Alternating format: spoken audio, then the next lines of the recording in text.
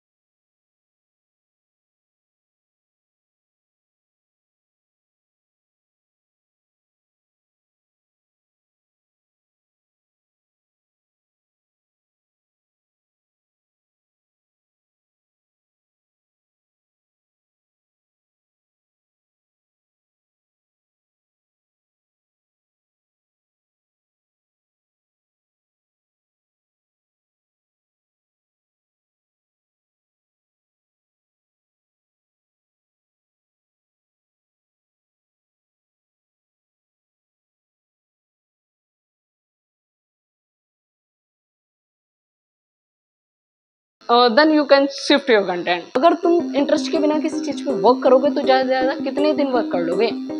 10 दिन, 50 दिन, 30 दिन, 40 दिन। बट जब तुम्हारा इंटरेस्ट होगा तो तुम्हें व्यूज ना भी आ रहे हो ना, तुम 150 days, 100 days, if you are strict about consistency, तो तुम आराम से 100-150 दिन आराम से टेंशन फ्री होके निकाल लोगे, अगर व्यूज कम भी आ रहे हो तो अपने इंटरेस्ट को ज्यादा प्रायोरिटी देना जब भी तुम्हें कंटेंट को शिफ्ट करने का मन करे।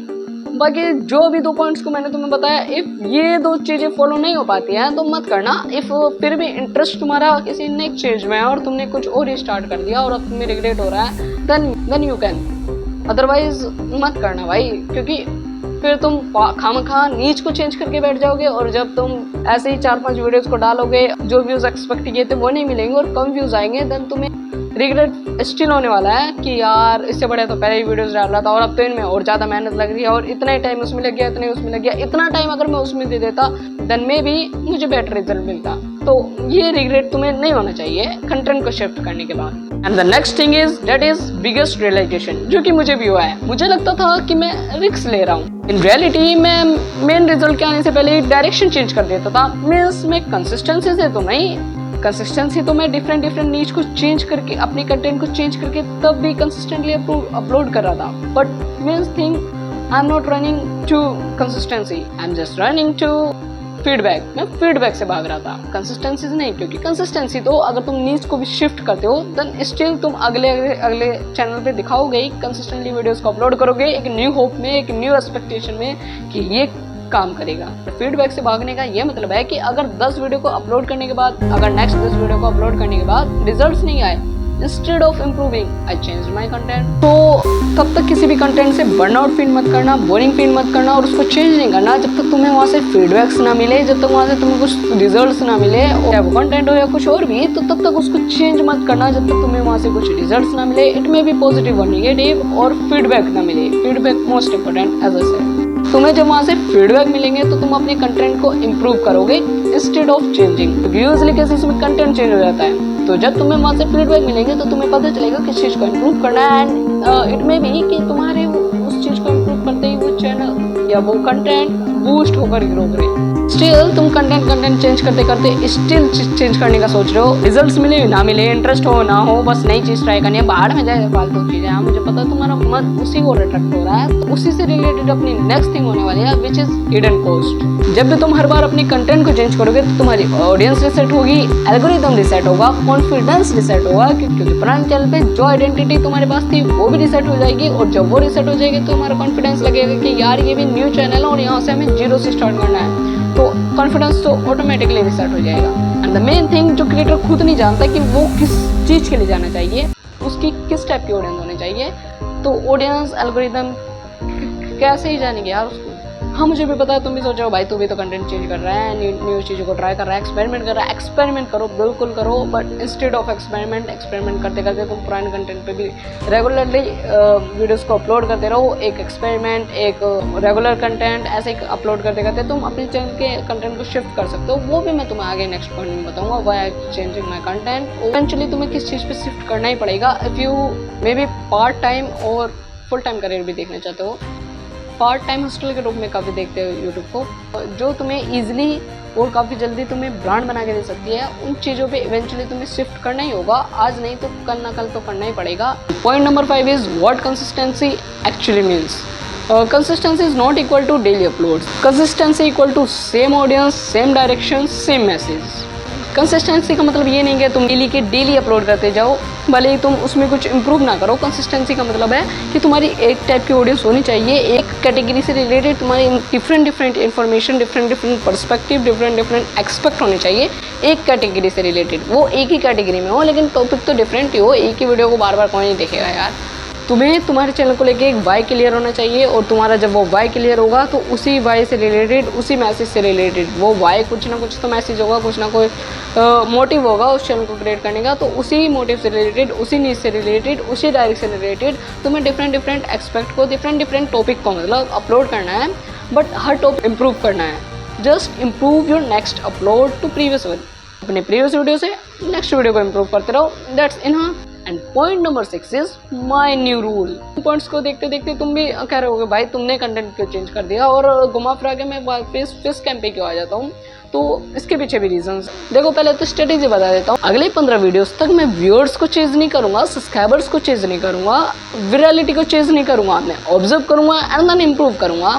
और कंटेंट को शिफ्ट करने का जो मेन मोटिव है, I don't want now gaming tutorial audience, because gaming में उतना स्कोप है नहीं, और आज के टाइम पे गेमिंग में कंपटीशन भी ज़्यादा है and I don't have enough time. The main thing is brand पे फोकस करो, बेस कैंप पर भी शिफ्ट करो। इवेंचुअली तुम्हें शिफ्ट करना ही पड़ेगा, रादर दैन फेसलेस ही रह जाओ। अगर तुम्हें कुछ रियली में कुछ अर्न कर रहा है तो तुम्हें अपनी आइडेंटिटी बनानी ही होगी।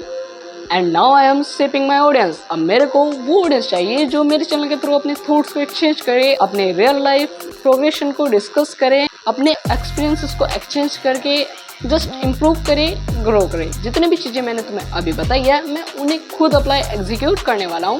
डजेंट मैटर कि मेरे इतने नंबर ऑफ सब्सक्राइबर्स हैं, जैसे मैंने कंटेंट को शिफ्ट किया कि मेरे कुछ भी सब्सक्राइबर नहीं है, 0 से स्टार्ट किया है और उसके अकॉर्डिंग मैं व्यूज़ को भी एक्सपेक्ट कर रहा हूँ। नहीं आएंगे उतने व्यूज़, हाँ मुझे पता है सब्सक्राइबर्स ने किसी और चीज़ के लिए सब्सक्राइब किया था, वो उन्हें किसी और चैनल के थ्रू मिल जाएगी, वो अनसब्सक्राइब करके कहीं और शिफ्ट हो जाएंगे। जिनको यहाँ रुकना होगा, कुछ कोर ऑडियंस होती है ना, मैंने तुम्हें पिछली वीडियो में बताया था, वो रुकेंगे। डजंट मैटर इतने नंबर ऑफ सब्सक्राइबर, उसे साइड में रखो, 0 सब्सक्राइबर मान लो और उसके अकॉर्डिंग इतने व्यूज़ आ रहे हैं, बड़ी बात है।